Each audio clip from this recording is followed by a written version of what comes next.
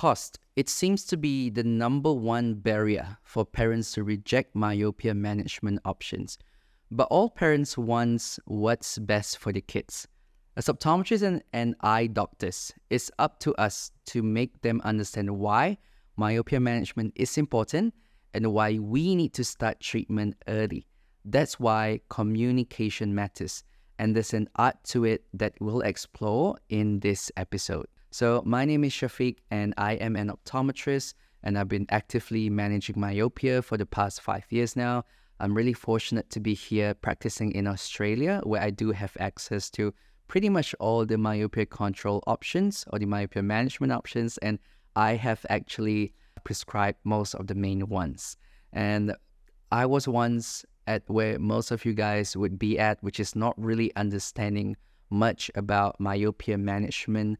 I was clueless, I was lost, I had to look like online, heaps and heaps of resources, trying to piece everything together, going to like conferences, workshops, and all this kind of thing. So I know that it is challenging, and that's why I make it my mission to help you guys who are optometrists and eye doctors early in your career to confidently be able to manage myopia. Quick disclaimer.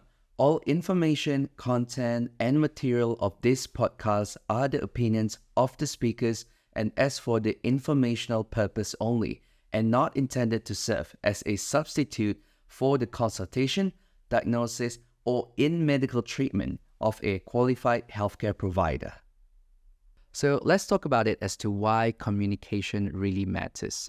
Now, clear and effective communication is important for successful myopia management. If we do not make our patients understand, in most cases, it's the parents or the caregivers to really understand why myopia management is important, they would not really go for it. And I remember that when I was starting off trying to talk a bit more about myopia management, this was actually 5 years ago, and in the practice that I was working at, it wasn't something that is really talked about much, even with the optometrist, and I'm only talking about 5 years back, okay? Yeah, so it wasn't like a really big thing back then. Nowadays, of course, almost every single optometrist is going to talk about myopia management, but back when I started, and I was probably like one of the only optometrists actively talking about myopia, I did not have the right words to say. I did not know what was the best way to talk about it. I had like graphs and charts and like, trying to and like research articles that I compile in a file to make my patients understand like what is the thing that is really gonna make this patient or the caregiver understand that this is very important, and every single child who has myopia and is progressing has to be managed, okay? So that was who I was, a young, naive optometrist, not knowing what are the right words to say. And I would say that my success rate was actually pretty low. Now that I know a bit more about how to talk to patients, how to talk to caregivers, how to talk to their parents, the language that you use is very important. And after doing this for a while, I realized that it's not about how long you've been doing this for, but it's really about how you really talk to your patients in a way that really makes a really big difference, which kind of reminds me a bit about, if you think about it, in this world, there are salespeople who are young, who are a bit more older, more experienced, less experienced. It is possible for someone who's in sales to have only been doing it for like 6 months to a year and actually outperform someone who's been doing sales for 10 years if they really put in the hard work and the effort in it. And this is not something that is particular just to sales. It's not particular to just optometry. It's actually relevant to actually a lot of things in life in a way. Yeah, so that is something that we really have to think about, that even as a young optometrist, it is, young optometrists or eye doctors, it is not wrong. It is okay if you're not really sure how to communicate just yet, because hopefully I'll be able to drop some nuggets in this episode that you will be able to take away from and start to implement it in your practice right away. Yeah.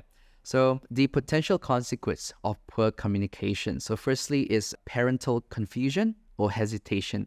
So parents are really confused. So I shared how like I used to show like 1,000 things to the parents, and they will be like, wait, what? Like, so I understand my kid's eyes are not good, but yeah, like, what do we need to do about it? Or like, is this really important? Do we really need to manage it?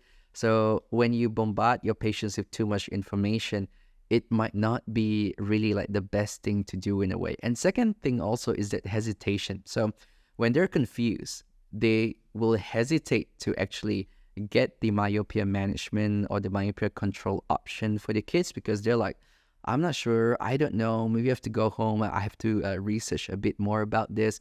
And that is actually really, really common that I do get, especially early on in my early days as an optometrist. And I was like really trying to make every single parent, just start myopia management straight away pretty much. And I realized I was doing it all wrong in a way. And it's also, when you don't communicate properly, it's difficult to obtain that consent from the parents itself to, hey, let's start myopia management therapy now. And also, the other thing is that it actually reduces the adherence to the treatment plans for the patient. So if you don't communicate things well, for instance, I remember back when I was mainly prescribing atropine, because that was like the main thing in fact, it was honestly the only thing back then we could offer in the practice. There was not as good of a compliance because my communication was not as good. So I did say things like, okay, so you have to put it once every night into each eye, and then we'll review you in 3 months' time or 6 months' time, and then we'll see how things go. Now, because yes, maybe back then there were some times where I was too comprehensive, and then I tried to go the other approach of just telling as little as possible and then hoping that they will understand. And then they come back, and then it was like, oh, okay, that they're still progressing. I still remember there was this one at a time where a parent actually came in to do an eye test with me, but just, thought to just ask for her child, like for her daughter. So the parent who came in, she was probably in her late 20s or early 30s, and her child was maybe 8 or 9 years old, was on atropine eye drops back then. I was just wondering, like, why is there so much progression even after they put the drops in? And my question was simple.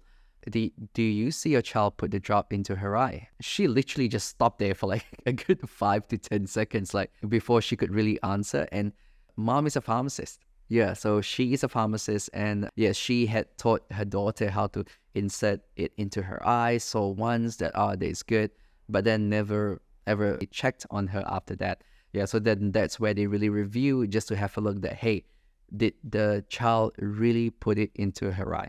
So these are just some things that you really have to think about, that you really have to consider in a way. Yeah, the adherence to the treatment plans, that is something that is very important.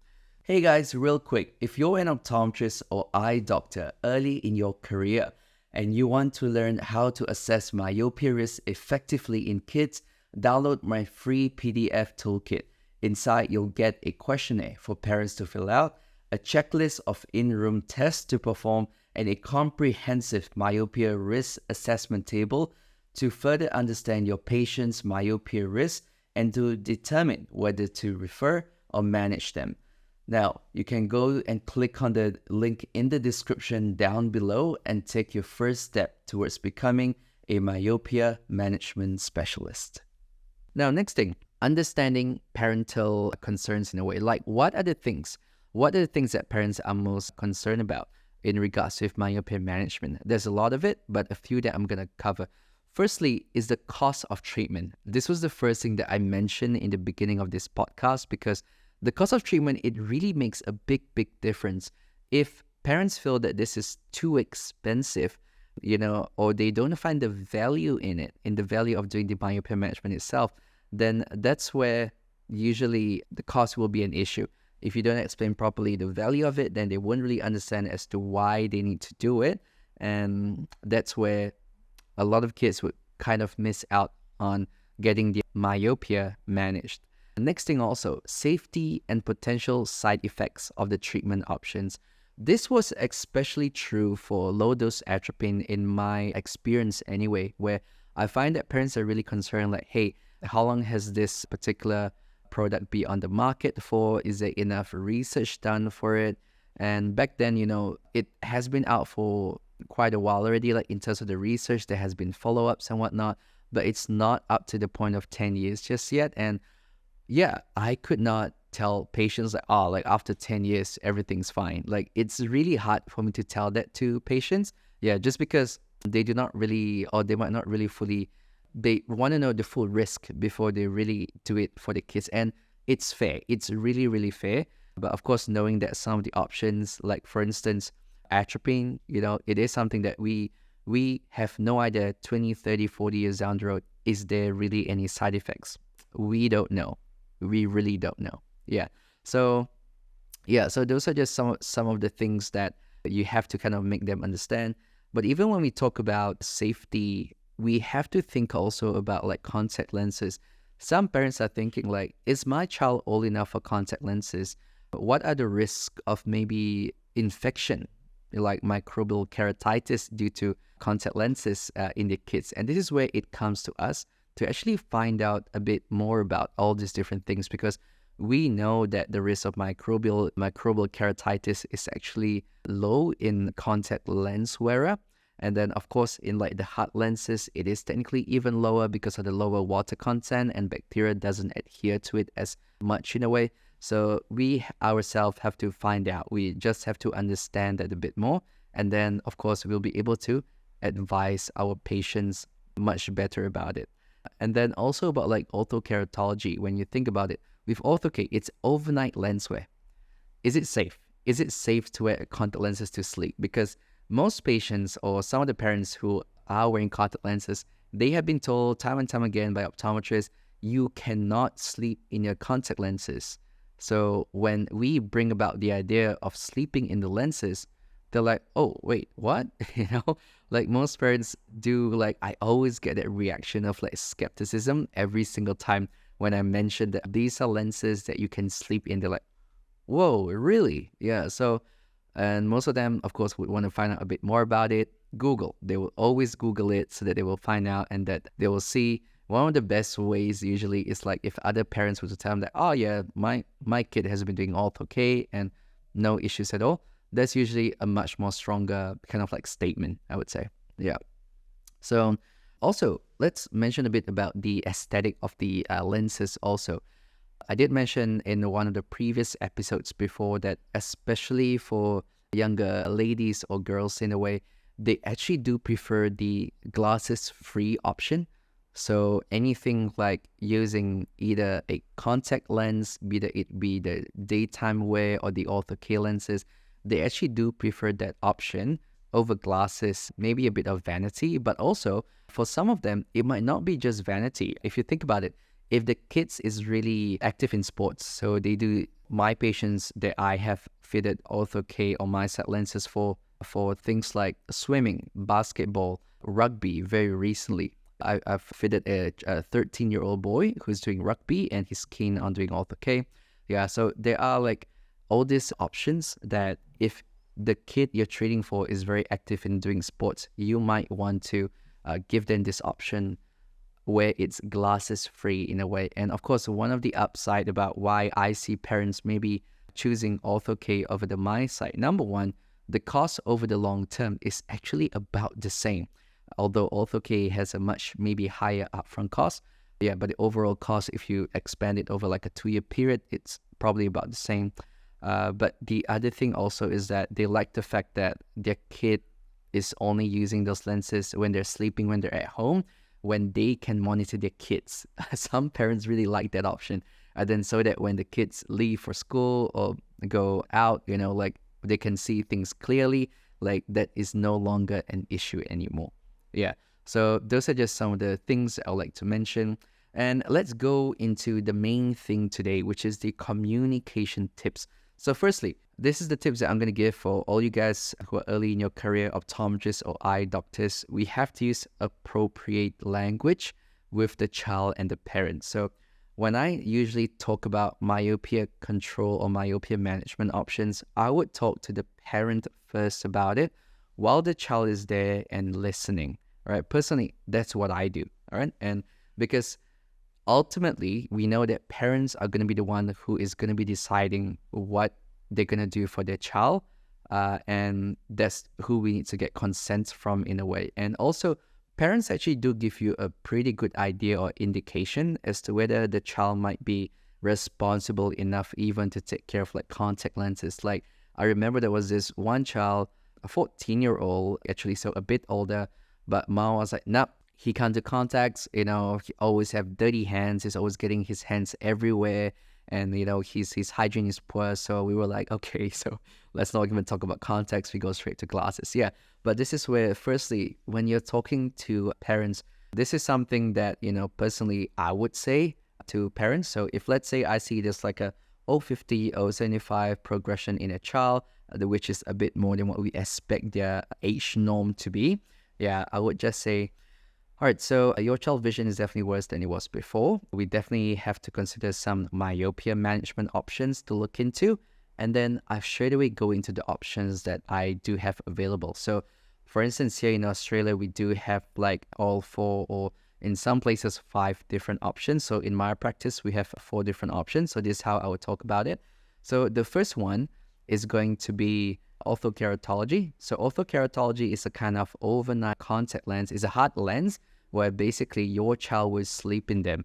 Now what happens overnight, it gently reshapes the cornea to be the prescription of your child's eyeglasses in a way. And then when they wake up in the morning, they take off the contact lens, they'll have nice clear vision. Now when I say that, parents are like, whoa, that sounds really cool. And then next, I go in straight to the next one. Second one will be daily contact lenses, or we call it MySight lenses here, where this is actually to be worn daytime instead of nighttime. And of course, every day, your child will have to use a fresh new pair, recommended to wear for at least about 5 to 6 days a week, at least 10 hours a day, which won't be an issue for most kids. And then next one is going to be the myopia control glasses. So these glasses, of course, is to be worn full time. And because the longer they wear the glasses, the more myopia control the more myopia control effect there is on the eye itself. So we want them to have the best option, the best chance of slowing down the myopia progression. And the last one is actually low dose atropine eye drops. So these are eye drops where actually your child, you have to instill it for your child, or they can do it themselves in a way every single night. Those drops do sting a bit, but it helps to pretty much relax the accommodation of the eye.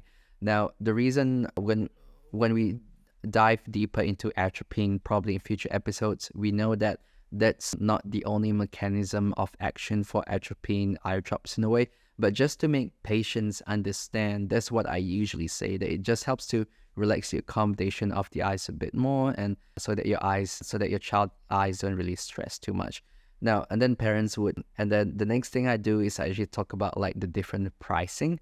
So I would say something along the lines of like, all right, so pricing, there is quite a bit of a difference here in Australia anyway. Ortho-K costs roughly about $2,000 for it. So it's a huge upcost investment, but those lenses do last for at least 2 years, and we do recommend to change it after that. Now, the replacement cost of the lens is going to be about half or a bit less than half of the initial treatment itself.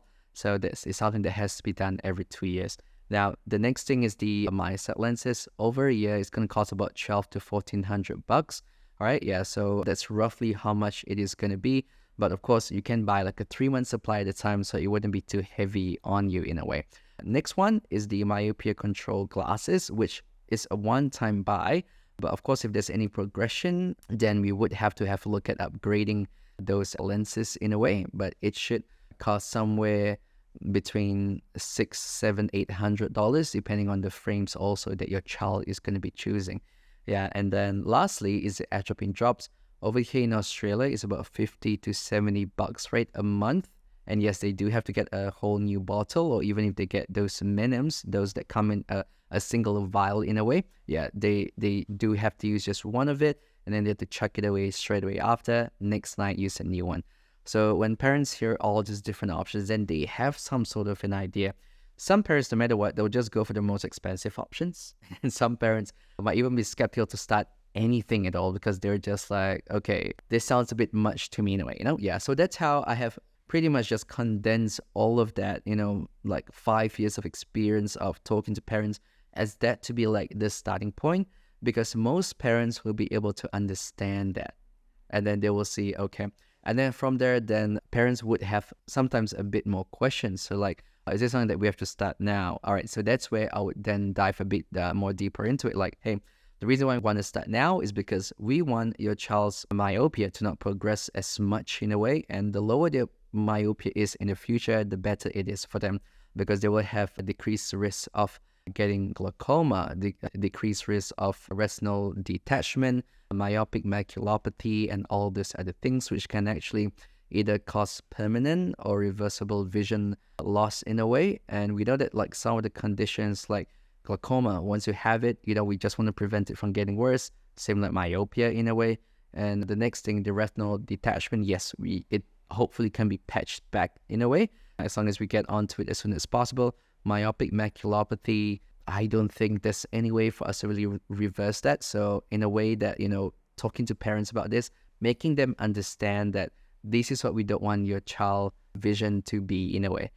But for most of the parents, they know that the higher their child's prescription is, the less their child can see.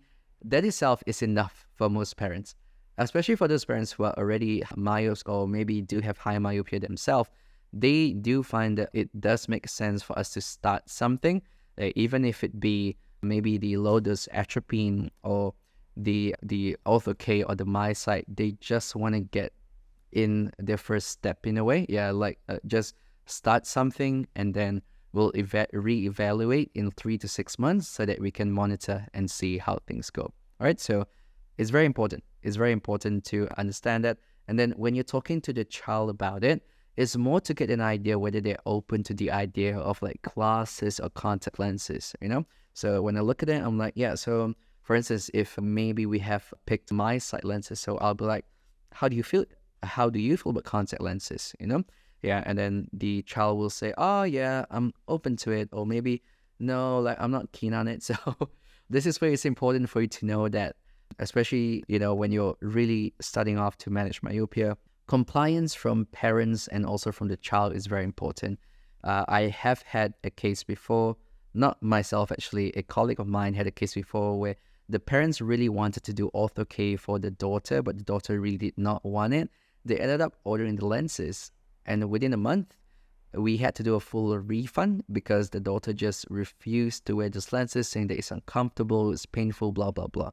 Yeah, so you can tell that it's very important to get the buy-in, I would say, from both the parent and also from the child, because if both the parent and the child is keen on that particular option, whether it be, again, the ortho-K, the MySight, or even the myopia control glasses or atropine, then you know that you have a higher chance of success of the myopia really slowing down in the long run. Okay, very important. Now, there are also going to be some parents who are a bit more scientific. I particularly had one parent I recall who he himself is a researcher, so he's a professor at one of the universities, and he actually is very keen on like what's the science behind it and all that. And I actually sent him an email of of all the different papers and all that. So yes, you will have parents from different spectrums. Some are just like, okay, I know, and I just want to go with it. And some which is like, yeah, they just want to know all the information. But he himself also actually did end up doing ortho-K for the son who was keen to use the ortho-K anyway. Yeah. So these are all the different things, I would say, all right? Now, let's address some concerns in a way. So I do want to provide like a bit more of a clearer explanation, like to the benefits and the drawback of all the different options.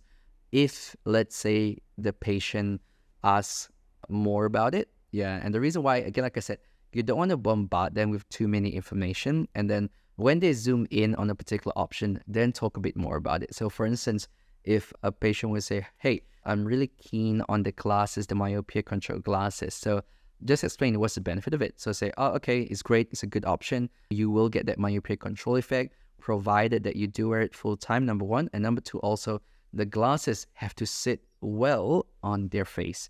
If you know that after they use glasses after a day, it's going to slip down like this, or things like that, you know that they might not be like the best candidate for this myopia control glasses, or they might just have to come back for much more frequent visit just to adjust their glasses in a way. So know that these are all the different things. These are all the different things that you have to really consider before. Yeah. And if the patient asks about it, then that's where you would explore those options a bit more. Some would want to know the drawbacks and the potential of all of it, and some a bit less. All right. So just know and understand that. And some parents even want to know, so how does myopia control really works, And we know that for ortho K, MySight lenses, and also the myopia control glasses, it uses the concept of the peripheral defocus in a way. Yeah, where we know that for standard lenses, the light rays falls behind the retina, but with all those three options, we're actually trying to make the light rays fall in the periphery, in front or on the retina in a way. Yeah, so hence to reduce that axial elongation, right?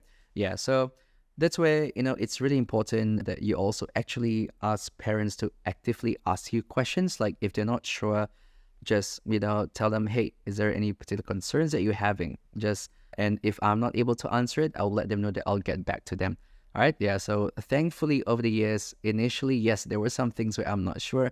So I would have to give them a call back. Yeah. But most of the things that parents would ask me these days would have been something that another parent would have asked. So what they were asking me 5 years ago is pretty much the same thing as what they're asking me today in a way. So I don't really see much of like a difference in that sense. Okay.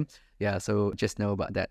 Nextly, about building trust and collaboration. Again, like I mentioned, it's very important. The parent, yourself, and the child. So all three you guys have to really be on board with this whole thing.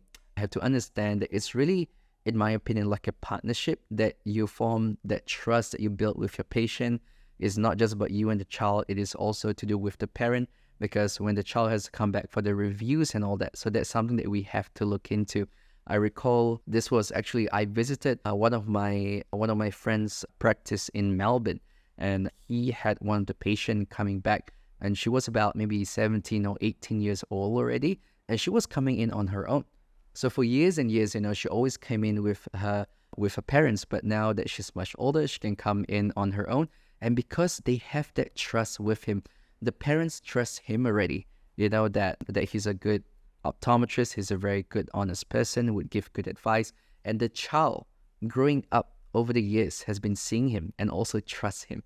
Yeah, so this is where that trust is actually built over the years. And for instance, like my very first ortho K patient, yeah, they have been seeing me now since she was 9 years old, and now to the age of 13, she still come in and see me. She's very comfortable with me in a sense that if there's any concern that she has with her ortho K lenses, she would just let me know about it. Yeah, so that I'll be able to advise her. And she's also really honest. Like her eyes were looking like a bit dry and all that. And I did mention to her last time, make sure you do put eye drops every time after you remove your ortho K lenses. And then she was like, yes, I actually have not been doing it, So they're actually a bit more honest. They're much more honest with you once you build that trust and that confidence between all your patients, yeah. And also to kind of set like some kind of an expectation regarding the treatment plans itself, and also the follow-up appointments. So whichever treatment plan that you're going to be choosing for your patient, make sure that they understand, like, oh, okay, so this is something that you, for instance, ortho K, you have to wear it every single night. And then, for instance, for MySight, you have to wear it at least, now I always like to say the higher amount, so I always say like 6 days a week for at least 12 hours, because I know that sometimes patient might do it just a bit less. And then next thing for the glasses, myopia control glasses, wear it all the time. They have to wear it all the time, because just in case there's sometimes that they don't wear it. And also they are going to be on the atropine. So I say you have to put it in every single night. All right. And then of course, set up a follow-up plan, be it 3 months or 6 months. And usually for new myopia cases that I monitor, I usually like to monitor them and check them up in 3 months time, just to make sure there's no visible, there isn't any progression that we can see. And then after that, once I'm a bit more comfortable, I'll push it to 6 months. And as they get a bit older and we don't really see much progression, I usually push them on to 12 months. But I rarely do anything more than 12 months, just because we want to make sure that at least once a year, if their vision is not changing, we'll make sure that their eye health, the health of the eyes, is all healthy. Okay. All right. And yeah, so let's talk a bit more about like my experience talking to different parents about it. I'm going to talk to you about like two different extremes. The first one is like the enthusiastic parent who just like knows and understands and like, without much push was already on board with it. So I recall there was this one particular parent that came in. So she herself is a high myope already. So it actually, was a much more of an easier conversation. One of the daughter is already on using the myopia control glasses. So as for the son, however, it was the first time. He had a pretty high script. So he was maybe 15, 16 years old. He was at minus 350. And guess what? We had a chat and we decided to go with the Ortho K. So that conversation actually went pretty easy, especially if parents have heard about it before. But let me touch on a parent who was really concerned and keen about it, but have not heard about it, about myopia control option. So I recall one of my patients, this was maybe about a year and a half into me actively like managing myopia and all this. So she came in, she saw me, and then she also, brought the son in. And at the time, the son was about 9 years old, and his myopia was about a minus 250, I would say. Yeah, and we were just looking at options to slow it down. So I gave her all the different options, and she was keen on Ortho K, but it was a huge investment. So she was like, okay, let me think about it, and I'll get back to you. So she actually went back, do a bit of research, and then she actually emailed me questions. Yes, this mom emailed me questions, just to ask about a few things. And I replied to her email. And I'm pretty sure 7 months after meeting the child for the first time, that when the mom brought him in, they actually came back and see me, and we started Ortho K.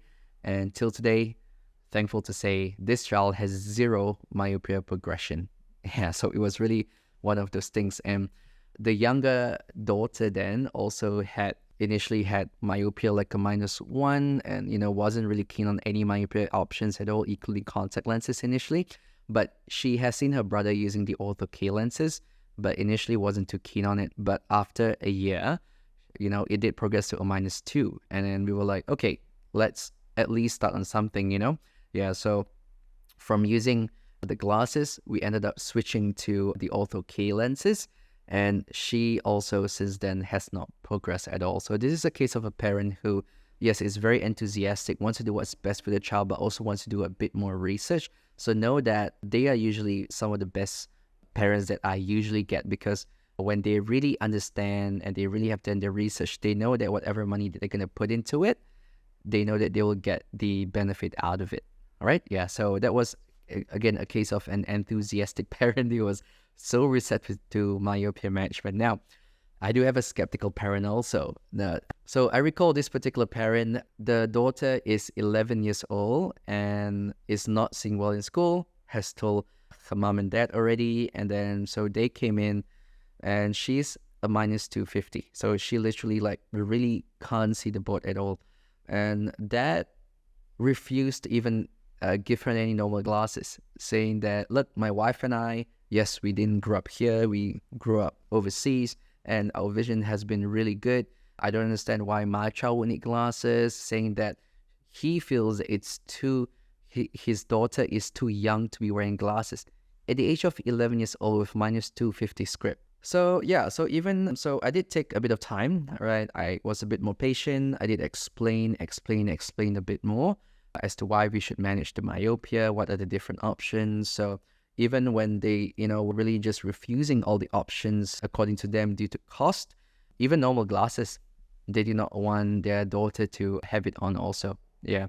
But thankfully, what happened is that next year when they came back in, myopia was much higher. We did manage to get the daughter into glasses in a way. All right. Yeah. So you see that how it's kind of like a step.